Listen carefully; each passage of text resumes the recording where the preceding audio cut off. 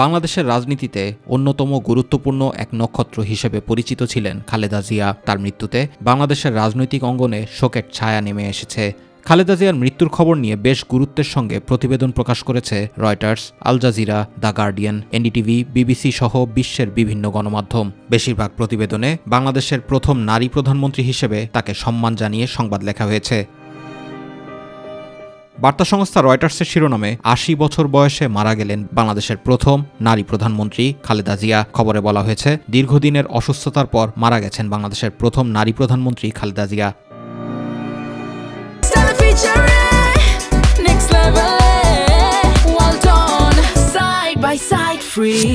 বার্তা সংস্থা এপির প্রতিবেদনে বলা হয়েছে, খালেদা জিয়ার মৃত্যুতে বাংলাদেশের রাজনৈতিক অঙ্গনে একটি বিশাল শূন্যতার সৃষ্টি হলো। আল জাজিরা ও বিবিসির প্রতিবেদনে বলা হয়, বাংলাদেশের প্রথম নারী প্রধানমন্ত্রী ও বিএনপি চেয়ারপারসন খালেদা জিয়া দীর্ঘকাল অসুস্থ থাকার পর রাজধানী ঢাকার একটি হাসপাতালে চিকিৎসাধীন অবস্থায় ইন্তেকাল করেছেন। খালেদা জিয়া দীর্ঘদিন ধরে বার্ধক্যজনিত নানা জটিলতায় ভুগছিলেন।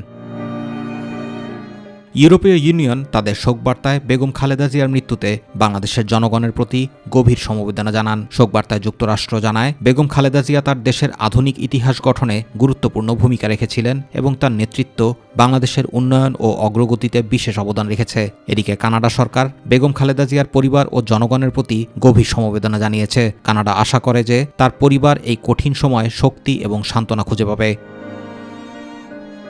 অপরদিকে সাবেক প্রধানমন্ত্রী ও বিএনপি চেয়ারপারসন বেগম খালেদা জিয়ার মৃত্যুতে গভীর শোক প্রকাশ করেছে চীন।